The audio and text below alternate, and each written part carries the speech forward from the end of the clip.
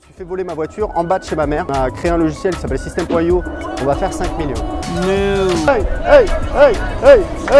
Salut les amis, c'est Aurélien et dans cette vidéo, j'aimerais vous donner les 5 grandes étapes pour atteindre l'indépendance financière. Alors vous dites peut-être, oui, c'est qui ce mec-là? Pourquoi il nous parle de ça? C'est très simple, si je vous parle de ça, c'est parce que moi je l'ai fait. J'ai grandi dans une banlieue pauvre de Paris, à Gennevilliers dans le 92, la belle ville de Gennevilliers. Voilà, ma mère m'a élevé seul. J'ai manqué de rien. Il y a toujours plus malheureux que soi dans la vie, hein. Faut pas pleurer sur son sort. Honnêtement, j'ai manqué de rien. C'est juste que voilà, c'était pas l'opulence, ça c'est sûr. C'était toujours les mêmes vacances à la campagne, les fringues un peu nazes, pas du tout à la mode. Mais voilà, c'est pas grave. Je m'en suis sorti et dans cette vidéo, je voudrais partager avec vous les 5 grandes étapes parce que, évidemment, je vais pas vous dire que c'est miraculeux, qu'il y a une recette magique. Ça demande du travail, vous en doutez bien. Mais quitte à travailler, autant travailler sur les trucs qui rapportent, d'accord? Donc c'est un petit peu l'idée de cette vidéo. C'est vraiment les 5 grandes étapes, c'est les trucs qui ont changé ma vie, puisque moi j'ai commencé comme tout le monde, salarié. J'ai pas fait des études prestigieuses, j'ai commencé comme salarié et aujourd'hui, on a des investissements avec ma femme qui nous rapportent à peu près 3 500 € par mois. J'ai aussi une boîte sur internet qui me rapporte un salaire de 2 500 € par mois et qui fait à peu près 20 000 € de bénéfices par mois. Donc vous voyez, c'est vraiment transparent pour que vous sachiez à qui vous avez affaire. N'hésitez pas à poser vos questions dans les commentaires, j'y réponds comme je peux. Donc les 5 grandes étapes, en fait, c'est quoi? Déjà la première étape, la bonne nouvelle, c'est que en fait ça coûte rien, vous pouvez commencer si vous partez de zéro et c'est vraiment par ça qu'il faudrait commencer. C'est en fait le fait d'investir dans vous. Investir dans vous, ça veut dire quoi? Ça veut dire premièrement commencer à vous former, commencer à vous ouvrir au vrai monde.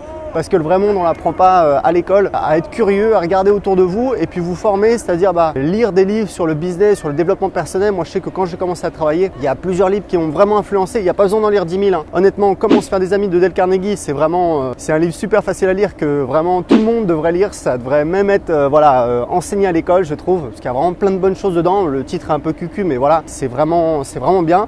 Et puis ça fait pas de mal de le relire de temps en temps. Le deuxième livre qui m'a beaucoup aidé, c'est Influence et manipulation de Robert Cialdini. C'est vraiment sur la persuasion. Et la persuasion, parce que quand vous voulez réussir, évidemment, vous voulez convaincre les gens, vous voulez faire adhérer les gens à votre projet, que ce soit pour acheter de l'immobilier, pour faire du business, mais même pour organiser un truc. Enfin, dans les circonstances assez banales de la vie, et c'est quelque chose qu'on apprend tous, plus ou moins. Vous regardez les petits. Moi, j'ai une petite de 2 ans et demi. Ils sont là, ils veulent du chocolat, ils essaient de vous influencer et c'est normal. Donc formez-vous, apprenez une langue étrangère. Moi, je peux vous dire un truc, c'est que souvent les gens me disent: ah ouais, mais Aurélien, toi, t'es doué pour les langues étrangères. D'accord. Be courageous, be you, be proud of you because you can do what we want to do. Mais donc quand j'ai eu 0 au bac, j'étais pas doué. Et quand je suis sorti de l'école et que je parlais pas un mot d'anglais, en fait j'étais pas doué non plus. Donc si vous voulez, on m'a pas changé de cerveau. C'est juste que j'ai commencé à apprendre l'anglais. Quelques minutes par jour, j'ai d'ailleurs un site là-dessus, j'ai une méthode là-dessus. Et vraiment, c'est pas compliqué. C'est très simple pour résumer ma méthode. C'est le fait d'en faire quelques minutes tous les jours. Mais quelques minutes, vraiment un tout petit peu. De prendre du plaisir dans ce qu'on fait, c'est-à-dire d'écouter des films, de la musique, vraiment d'essayer de découvrir une culture, parce que d'autres pays, c'est d'autres cultures. Et puis quand même, faut dire ce qui est, bosser un petit peu la grammaire, parce que vous regardez les gens qui parlent français, qui connaissent pas la grammaire, c'est chaud. Mais j'espère que la retourne va vite tourner pour lui et surtout. Donc la grammaire, c'est pas sexy, ça embête tout le monde. Mais encore une fois, si c'est que quelques minutes par jour, c'est pas très compliqué. Et franchement, la règle du 20-80, c'est-à-dire qu'avec un minimum d'effort, vous allez avoir des résultats quand même très importants. La troisième chose, pour cette première étape, c'est aussi d'améliorer vos relations, d'accord? C'est de vous entourer des bonnes personnes, c'est ça le truc. Souvent les gens autour d'eux ont des personnes négatives qui vont un petit peu vous tirer par le bas. Ouais, ça va pas marcher, pourquoi tu regardes ces trucs-là, etc. Yeah, no. Franchement, faites le tri, vous allez tout de suite voir qui est positif, qui est négatif dans votre entourage. Et franchement, il n'y a pas de secret, il faut s'entourer des bonnes personnes. Moi, j'ai un ami que j'adore, c'est un ami que j'ai depuis 10 ans, je l'adore. Et je sais qu'il a un truc, c'est que ses amis, comme par hasard, c'est que des amis qui ont de l'argent, qui ont des boîtes, qui réussissent, etc. Et je sais que ça fait aussi partie du truc. Mais voilà, faut l'accepter, il n'y a pas de souci. Je sais qu'il me kiffe pour celui que je suis et qu'on se marre ensemble, etc. Mais je sais que c'est aussi un facteur. Et il y a peut-être des gens qui vont dire: ouais, mais il est intéressé, etc. Non, c'est que tant qu'à traîner avec des mecs sympas et marrants, autant traîner avec des mecs sympas et marrants qui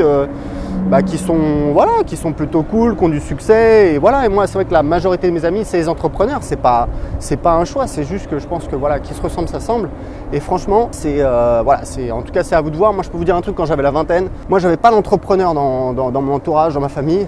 Et quand j'avais la vingtaine, dès que je rencontrais un entrepreneur, j'essayais d'essayer de prendre un café avec lui, de l'inviter à déjeuner, à dîner, d'essayer de savoir combien il gagnait, sa boîte, combien il faisait, quels étaient ses défis. Et je vais vous dire un truc, moi je suis sur le cul, on habite à Lisbonne avec ma femme et je suis impressionné parce que les gens ne sont pas du tout curieux. On a des amis qu'on adore, voilà, on a un couple d'amis, ils galèrent un peu quoi, ils ont des petits boulots, ils gagnent pas beaucoup. À Lisbonne, même si le coût de la vie est pas cher, ça augmente et du coup c'est pas facile. Et des fois je me dis mais en fait tu es en train de galérer pour avoir un diplôme, parce qu'elle fait un diplôme des cours du soir en plus de son travail. Mais en fait moi si tu me demandais ce qu'on fait dans ma boîte et quels sont nos défis, aujourd'hui on a créé un logiciel qui s'appelle System.io qui est disponible en espagnol, elle est colombienne.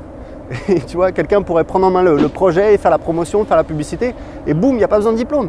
Moi j'ai recruté des gens, je sais même pas quel diplôme ils ont, ça m'intéresse pas. Donc voilà, vraiment, le monde est plein d'opportunités, il faut savoir les saisir, il faut savoir bien s'entourer, il faut savoir être curieux. Suivez des gens sur internet, sur Instagram, sur YouTube, si vous êtes là c'est qu'il y a un petit peu de ça, qui réussissent pour apprendre d'eux. Donc c'est la première chose, c'est investissez sur vous et franchement vous voyez bien que c'est des trucs, tout le monde peut le faire, c'est gratuit, ça prend pas beaucoup de temps. La deuxième chose, la deuxième grande étape pour atteindre l'indépendance financière, c'est d'avoir un fonds de sécurité. Moi je pense que pour lancer un business, si vous avez 5, 10, 15 000 euros de côté, c'est vraiment pas mal. Moi je sais que mon premier business, je l'ai lancé en Australie. Moi c'est une histoire un peu, voilà. Je suis parti en Australie, j'ai fait un petit boulot, j'ai vu que ça marchait, j'ai saisi l'opportunité, j'ai investi mon argent et à l'époque j'avais 15 000 euros. Il faut savoir que j'avais 15 000 euros parce qu'en fait j'avais genre 8 000 euros, genre 5 000 euros et je me suis fait voler ma voiture en bas de chez ma mère à Gennevilliers. Donc l'assurance m'a payé, d'ailleurs c'était même mal payé à l'époque parce que bref on venait de passer une année, mais genre 9 000 euros et je me suis retrouvé waouh, j'avais 15 000 euros. Et donc j'ai investi cet argent et ça m'a aidé à lancer mon business en Australie puisqu'on faisait de la vente et j'avais besoin d'acheter un stock etc. Et j'ai investi mon argent et ça a très très bien marché. Donc il faut avoir un espèce de fonds de sécurité. Donc première chose, c'est d'essayer si possible de gagner plus. Si vous avez un travail, il faut savoir que gagner plus, c'est pas très compliqué. Moi j'ai acheté un petit livre qui a changé ma vie quand j'avais la vingtaine, qui s'appelait Style Gagner Plus. Il y avait 2 conseils dedans. Le premier conseil c'était donc apprenez l'anglais, c'est à la portée du premier imbécile venu. Donc voilà, vous voyez ça motive et c'est ce que j'ai commencé à faire. Et deuxième conseil c'était si vous êtes à la technique, passez commercial puisque évidemment on peut gagner beaucoup plus et effectivement je vous le confirme, voilà, si vous générez des ventes pour une boîte, forcément vous êtes en position de force et il n'y aura pas de souci puisqu'il y a une rentabilité en fait qui est immédiate. Et c'est ce que j'ai fait, j'ai quitté mon boulot, j'étais administrateur système et réseau, je suis passé commercial, ça n'a pas marché finalement, du coup après je suis parti en Australie, mais voilà, ça a été une expérience, ça m'a appris des choses et donc encore une fois, apprendre le business, apprendre la vente, apprendre la persuasion. Vous aurez compris que ça va pas nous faire de mal. Donc pour gagner plus, vous pouvez changer de boulot, c'est la manière la plus facile. C'est plus facile en fait que d'obtenir une augmentation dans votre boîte. Essayez de gagner plus, vous pouvez faire des petits boulots, des petits, en anglais on appelle ça des side hustles, c'est-à-dire des petits bricolages à côté. Mais il y a plein de choses qui sont possibles. Regardez autour de vous, il y a des gens qui gagnent de l'argent, vous n'en avez même pas conscience. Le problème c'est qu'à la télé, on vous dit toujours le même truc, voilà, faut faire un diplôme, etc., faut bosser dans une boîte. On sait tous que c'est de la banane. On sait tous que voilà, c'est complètement plié comme modèle. Moi, j'ai des amis qui ont des bac+5 qui travaillent à la défense. Franchement, ça fait pas rêver. Le coût de la vie est très cher. Ils n'aiment pas leur boulot. Bon, bref, voilà. Donc, vous avez des gens qui sont commerçants, qui gagnent beaucoup d'argent. Donc voilà, il faut être curieux. Il faut regarder un petit peu autour de soi. Vous pouvez, par exemple, moi, je sais que j'ai un ami, ce qu'il faisait à l'époque, c'est qu'en fait, il faisait les foires. Il achetait des jeux vidéo d'occasion. Donc, vous savez, dans les petites foires, etc. Il achetait genre, la caisse de jeux vidéo, donc ça lui revenait pas très cher et boum, après il les vendait à l'unité sur internet. Franchement, faut être curieux, faut regarder un petit peu autour de soi, il y a plein de petits business qui sont possibles. Évidemment, vous pouvez commencer à faire la prestation sur internet, à travailler en freelance. Franchement, tout le monde peut partir de zéro, vous pouvez faire rédacteur sur le web, vous pouvez apprendre le copywriting, vous pouvez apprendre le marketing. Moi, je peux vous dire un truc, je viens de recruter une personne, une femme, je suis très content de travailler avec elle. Franchement, ça s'est fait comme ça quoi, clac. En fait, relu mon livre gratuitement parce qu'elle était intéressée, elle m'a fait un retour et je dis voilà, qu'est-ce que tu fais, je suis rédactrice web, etc. Ok, moi j'aurais besoin de quelqu'un pour ça, etc. Boum, on a commencé à travailler ensemble. Je sais même pas quel diplôme est là, ça m'intéresse même pas. Donc c'est vraiment tout à fait possible de commencer à gagner plus. Et évidemment pour mettre de côté donc un fonds de sécurité, vous aurez compris, il faut non seulement gagner plus, mais il faut faire attention à ses dépenses. Donc voilà, il faut gérer son budget. Moi, je sais qu'encore une fois, alors on a l'impression que j'ai fait le parcours parfait. Ça a été au fil des années, mais je gérais vraiment très très bien mon budget à l'euro près. C'est même aujourd'hui, il faudrait qu'on le fasse. Parce que si vous ne gérez pas votre budget, vous avez tendance à dépenser plus. Et franchement, c'est pas compliqué. C'est juste de dire j'ai un budget, j'ai tant par mois. Ça fait tant par semaine, j'ai tant de dépenses et donc il me reste tant pour m'éclater, pour aller au restaurant, pour sortir, etc. J'ai une méthode pour ça, je vous la donne dans mon livre que je vous offre à la fin de cette vidéo si vous voulez en savoir plus. Mais en tout cas, essayez de vous constituer un fonds de sécurité parce que si vous lancez votre business, honnêtement, le fait d'avoir 5, 10 000, 15 000 euros de côté, ça va vous permettre d'être forcément beaucoup plus relax, beaucoup plus cool. Donc ça, c'était pour le deuxième point. Donc augmentez vos revenus, mettez un petit peu de côté. Le troisième point, ça va être, alors en fait le troisième et quatrième point, ça va être business. Voilà, si vous êtes salarié, lancez votre business puisque, alors ça dépend dans l'ordre. Idéalement, il faut investir dans l'immobilier en premier. Pourquoi? Quand vous avez un travail salarié, c'est beaucoup plus facile d'obtenir un crédit et donc ça va être plus facile parce que si vous lancez votre business pendant, on va dire, allez, 2 ans, 2 ans et demi, 3 ans, ça va être compliqué d'obtenir un crédit. Il vaut mieux donc investir dans l'immobilier quand on a encore son CDI, quand on a encore son travail salarié. Alors tout le monde n'a pas de CDI évidemment, mais voilà, c'est juste pour vous dire que c'est plus facile comme ça. Moi, c'est quelque chose que j'ai regretté d'avoir pas fait très tôt. En fait, j'ai investi dans l'immobilier relativement tard. J'ai investi dans l'immobilier après avoir lancé mes premiers business. Aujourd'hui, on a 4 biens immobiliers avec ma femme. On a fait 4 investissements. Mais voilà, quand j'ai commencé à lancer mes business, je me suis dit waouh, j'aurais bien aimé investir dans l'immobilier. Je pense que voilà, ça m'aurait permis de constituer un petit peu du patrimoine. Donc, c'est à vous de voir dans quel ordre vous voulez le faire. Pour investir dans l'immobilier, c'est vraiment pas compliqué. Encore une fois, suivez des gens qui investissent dans l'immobilier. Il y a une méthode qui est assez simple. Vous calculez la rentabilité. Vous regardez après les annonces. Et le truc, c'est qu'il faut vraiment être patient. Le truc, c'est que l'immobilier, c'est un marché local. C'est un marché où il y a pas mal d'anomalies de marché. C'est-à-dire que régulièrement, il y a des trucs qui tombent, qui sont intéressants, voire très intéressants. Quand je dis régulièrement, ce n'est pas forcément souvent, ce n'est pas tous les jours. Mais de temps en temps, il y a des trucs qui tombent. Si vous êtes réactif, si tous les jours vous regardez les annonces, boum, vous y allez, vous visitez, vous faites une proposition. Donc c'est vraiment juste une question de patience et d'étudier le marché et de savoir voilà, quel est le marché. Donc c'est un des avantages de l'immobilier, c'est les anomalies de marché.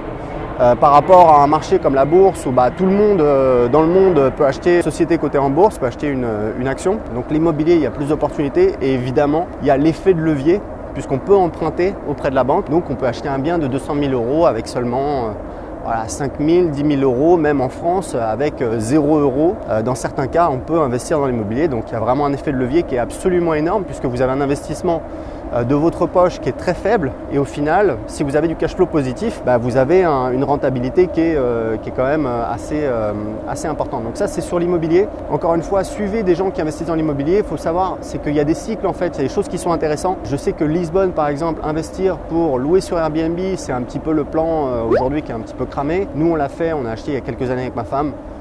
C'est un investissement, on a acheté en fait 50 000 € en dessous du prix du marché. Il rapporte 15% de rentabilité, il rapporte plus de 2 000 € par mois. 4 ans plus tard, aujourd'hui on l'a mis en vente à, que je dise pas de bêtises, plus de 3 fois son prix. Donc c'est trop cher, je pense qu'on ne le vendra pas. Et vous voyez qu'on a fait une plus-value potentielle de dingue. Il faut être patient, regarder les tendances. Par exemple ici à Lisbonne, donc c'est le marché que je connais, qui peut être intéressant aujourd'hui, c'est des trucs, c'est des niches en fait, c'est là où les investisseurs n'ont pas forcément encore vu. Ça va être par exemple acheter de l'immobilier de bureau. Moi j'ai acheté un bureau il y a 2 ans, je pense qu'on a fait une très bonne affaire. Ça va être partir sur des niches, des choses plus spécifiques, donc ça peut être très très intéressant. Donc voilà, c'est l'immobilier, regardez un petit peu les opportunités, c'est vraiment pas très compliqué, il faut le prendre comme un plaisir. Moi franchement l'immobilier, c'est chercher ses biens, ça a été un plaisir.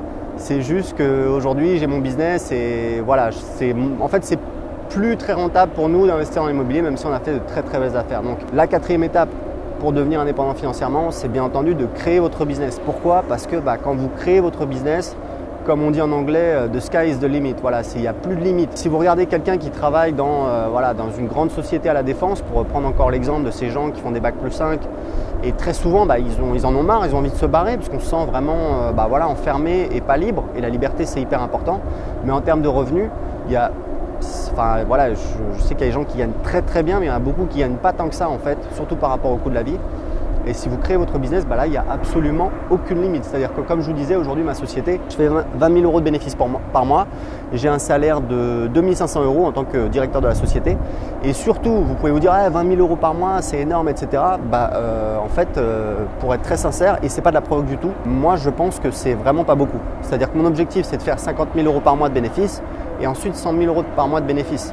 Bon, j'ai pas besoin forcément de ça pour être heureux, hein. C'est plus comme, forcément on se fixe des objectifs, il faut le prendre comme un jeu, parce que sinon ça sert à rien de se rendre malheureux pour de l'argent, alors qu'il y a des choses beaucoup plus importantes dans la vie.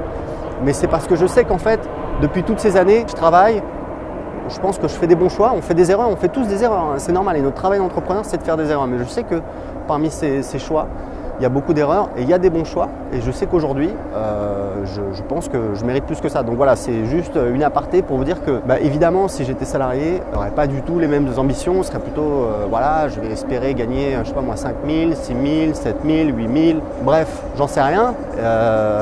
Mais voilà, ce serait pas du tout pareil. Attention, disco musique.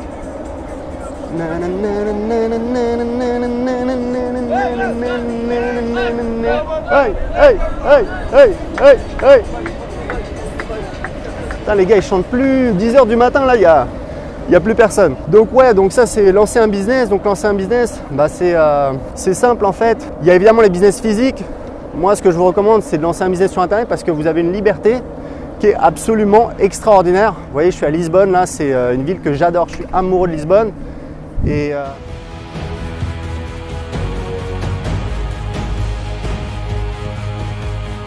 voilà, c'est la liberté. Je sais que j'ai un client de mes formations qui avait des business en franchise au Luxembourg. Et il me disait, bah voilà, moi je peux pas, il y a 1 an et demi, là, on s'est fait un voyage d'1 mois et demi avec ma femme, Australie en Nouvelle-Zélande. Il m'a dit, bah moi je peux pas faire ça parce que voilà, j'ai des employés, j'ai des magasins et c'est clair que quand vous avez un business sur Internet, littéralement, moi aujourd'hui j'ai 10 personnes qui travaillent pour moi. Je peux vous dire que chaque année, on part en Colombie avec ma femme, passer un mois parce qu'elle est colombienne, on va voir sa famille, etc. C'est littéralement, je mets mon ordinateur portable dans mon sac à dos, je prends l'avion, j'arrive, c'est comme à la maison, quoi. C'est-à-dire, je bosse le matin, l'après-midi je vais au sport, etc. Donc c'est vraiment, voilà, je pense qu'il n'y a pas à tortiller, quoi. Un business sur Internet, c'est le top, quoi. Et aujourd'hui, de toute façon, on voit que c'est ce qui se passe de plus en plus. Il y a même des gens qui ont entre guillemets un business sur Internet. Alors en fait, c'est des freelances. Je dis entre guillemets parce que bon, ils sont obligés d'être présents, etc. Ils vendent leur temps, mais bon, c'est quand même un business sur Internet. Moi, il faut savoir un truc, c'est qu'on a 10 personnes qui travaillent pour nous. J'ai un bureau, je suis tout seul dans mon bureau. Je veux personne dans mon bureau. J'ai 10 personnes qui travaillent à distance. J'ai des gens dans 5 pays. Voilà. Et il y a des gens, je ne les ai jamais vus. On travaille par écrit, on communique par écrit, etc. Donc c'est assez fou. On vit dans un monde assez fou. Il y a plein d'opportunités. On peut toujours se lamenter sur son sort. Il y a toujours des opportunités. Il faut regarder un petit peu. Suivez-moi, suivez d'autres personnes. Regardez des gens qui ont suivi mes formations, qui ont créé des business. Qu'est-ce qu'ils font? Ne vous dites pas que voilà, c'est plié. Il n'y a plus de place maintenant. Il y a trop de concurrence, etc. Parce que de toute façon, je vais vous dire un truc. Moi, j'ai lancé un business qui s'appelle System.io. C'est en fait un logiciel pour vendre facilement sur Internet. Ça cartonne. C'est-à-dire qu'un an après le lancement, on a 1600 clients payants et donc on arrive à 50 000 € par mois de chiffre d'affaires. D'accord? Quand j'ai lancé ce business-là, il y avait déjà des boîtes qui faisaient des millions. Des boîtes qui faisaient la même chose, voilà, de manière similaire, mais qui faisaient des millions. Et pourquoi j'ai lancé ça? Parce que je me suis dit, en fait, il y a un marché énorme. Voilà, on va entrer en concurrence avec des boîtes qui font entre 10 et 100 millions par an. Donc en fait, si on est mauvais, on va faire 5 millions. C'est exactement ce que je me dis. Donc voilà, peut-être qu'on ne va pas réussir, mais en tout cas, c'est mon raisonnement. Et je peux vous dire un truc, c'est que j'ai lancé 4 business dans ma vie. Je ne me suis jamais trompé. J'ai toujours lancé des business rentables, je ne me suis jamais planté. Pourquoi? Parce que j'ai jamais essayé de réinventer la roue, jamais essayé de lancer un truc, d'inventer un truc, d'être le nouveau Mark Zuckerberg. Non, j'ai toujours vu qu'il y avait des entreprises qui gagnaient de l'argent. J'ai dit, ok, je vais lancer mon business sur ce marché, essayer de prendre des parts de marché et voilà, essayer d'apporter mon envie, mon énergie, ma personnalité, mes idées, ma stratégie, etc. Donc voilà, ça c'est une des 2 méthodes que je partage dans mon livre pour créer un business. Je ne vais pas rentrer plus dans les détails, mais sachez que pour créer un business, vous pouvez commencer à faire du freelancing. Je vous ai donné l'exemple de Maud, de cette personne qui a commencé à travailler avec moi du jour au lendemain comme rédacteur en fait. Et franchement, je pense qu'on peut aller très loin, ça marche. Et j'ai d'autres personnes qui sont rentrées dans mon équipe, peut-être au support client et qui aujourd'hui ont des responsabilités, qui coachent des clients, qui sont responsables affiliés. Il y a plein d'opportunités. Il ne faut pas rentrer dans le moule, il ne faut pas aller travailler pour la grosse boîte à la défense où là vous voyez bien qu'il y a une grille. Vous êtes, ah ok, t'es quoi? T'as tel âge, tel diplôme, ok, toi on va te mettre là. Non, vous avez des petites boîtes où vous pouvez prendre des responsabilités et boum, ça peut décoller tout de suite. Et c'est pas forcément des horaires de dingue, etc. Nous les gens ils sont payés très correctement. Ils travaillent de chez eux aux heures qu'ils veulent. Donc voilà, c'est important pour nous que les gens soient contents et on fait en sorte que les gens soient contents. Donc ça c'est la 4e chose, c'est de créer un business sur Internet. Et la 5e chose, c'est de vous diversifier. Vous diversifier, ça veut dire quoi? Ça veut dire de diminuer les risques. Donc évidemment, la première chose à laquelle on peut penser, c'est la bourse. Je vous en parle, il y a un chapitre là-dessus dans mon livre que je vous offre à la fin de cette vidéo. Il faut savoir un truc, c'est que la bourse, il faut faire attention. Puisqu'en fait, moi, j'ai pas encore investi dans la bourse. Vous me dites, mais pourquoi le gars il nous parle de bourse, il n'a pas investi dans la bourse? Parce qu'en fait, je vous l'explique dans mon livre, c'est que pour moi, c'est beaucoup plus rentable d'investir dans mon business et d'investir dans l'immobilier. Je vous donne les chiffres, vous voyez les taux de rentabilité. Grosso modo, pour l'immobilier, c'est de l'ordre de... Alors évidemment, ça varie parce qu'on a plusieurs investissements, etc. Il faut prendre en compte la plus-value, etc. Mais près de 15%, voilà, au-dessus de 10% net, je pense. Dans mon business, je vous donne les chiffres, je vous montre, c'est assez impressionnant, c'est-à-dire que là, c'est strictement incomparable. C'est absolument, on explose le plafond. Je crois que c'est du 150% par an, c'est 10 fois plus. Si vous allez sur la bourse, et là, il y a peut-être des gens qui ne sont pas d'accord avec moi, qui vont me dire « Ah, mais je connais une méthode, je connais tel mec, etc. » C'est simple. Sur le long terme, la bourse, et quand je vous dis le long terme, c'est du long terme qui dure très longtemps, c'est-à-dire on parle d'au moins 20 ans, de 20 à 30 ans, parce qu'il y a beaucoup de volatilité, c'est-à-dire que la bourse, tous les 10, 15, 20 ans, il y a un gros crash et il faut avoir le cœur bien accroché. Donc sur le long terme, le vrai long terme, c'est-à-dire 30 ans, hein, c'est pas 2 ans ou 5 ans ou 10 ans, c'est 8% de rentabilité. 8% de rentabilité, ce qui est vraiment beaucoup, hein, c'est très bien. C'est moins que l'immobilier, que ce que vous pouvez faire justement avec l'effet de levier, et c'est moins que ce que vous pouvez obtenir avec votre business. Donc c'est pour ça que moi aujourd'hui, j'ai quasiment rien investi dans la bourse, parce qu'aujourd'hui je me suis concentré sur les choses qui étaient plus rentables, et c'est vraiment ce que je vous explique dans mon livre. Il y a un chapitre entier là-dessus qui montre qu'il faut faire très attention. On peut très facilement perdre sa chemise en investissant dans la bourse. Et toutes les études montrent que les gens qui essaient d'investir, d'acheter et de vendre des actions, en fait perdent de l'argent. Et la bonne stratégie, en tout cas la bonne stratégie statistiquement, c'est la stratégie d'investissement passif. Donc c'est vraiment ce qui est à la mode aux États-Unis. C'est en fait grosso modo, vous allez essayer de vous diversifier au maximum et d'avoir une stratégie, et de vous y tenir et d'arbitrer votre portefeuille peut-être une fois par an. Donc en fait vous passez très peu de temps là-dessus, donc c'est vraiment bien parce que vraiment il y a des études qui montrent, les gens en fait quand on débarque, on a l'impression je vais trouver la technique nouvelle, non, surtout pas. Prenez les trucs qui marchent, qui ont été testés depuis des dizaines d'années, parce qu'en fait il y a 40 ans, il y a des gens, ils voulaient faire ce que vous voulez faire aujourd'hui, ils voulaient gagner de l'argent dans la bourse, ils ont fait des erreurs. Et du coup, on a analysé tout ça et on sait ce qui fonctionne et ce qui ne fonctionne pas. Et sur le long terme, ce qui fonctionne, c'est de ne pas essayer d'être plus intelligent que le marché, c'est de ne pas essayer de battre le marché. Et voilà, bon, il y a des livres qui expliquent ça en détail, je vous en parle dans mon livre, mais vraiment c'est important de comprendre ça parce que vous pouvez perdre votre chemise. Et surtout, je trouve qu'il n'y a pas beaucoup de création de valeur. C'est-à-dire, elle est où votre valeur ajoutée ? Vous achetez un truc, vous le revendez, ok c'est bien, mais bon, vous apportez du capital à une entreprise, évidemment pour eux ils s'en foutent, vous êtes juste un investisseur de plus dans la bourse, c'est pas, voilà. Vous pouvez apporter beaucoup plus de valeur que ça, avoir un impact beaucoup plus fort, évidemment en créant votre business et également localement en investissant dans l'immobilier. Voilà, écoutez, je pense qu'on a vu vraiment les 5 grandes étapes qui moi en tout cas m'ont permis d'atteindre l'indépendance financière. Si vous avez aimé cette vidéo, inscrivez-vous, abonnez-vous à ma chaîne YouTube. Puis laissez-moi un commentaire, est-ce que vous êtes d'accord avec ces 5 grandes étapes? Est-ce que vous pensez qu'il y a d'autres étapes? N'hésitez pas à le partager en dessous de cette vidéo. Et j'ai un cadeau, comme je vous ai dit, je vous offre mon livre. C'est mon nouveau livre sur l'indépendance financière. J'ai des gens qui l'ont lu, qui m'ont dit c'est hyper facile à lire. C'est intéressant, c'est motivant. Je vous l'offre gratuitement pour aider un maximum de personnes. Vous pouvez le télécharger en cliquant sur le lien en dessous de cette vidéo. Et je vous dis à bientôt dans une prochaine vidéo. Ciao!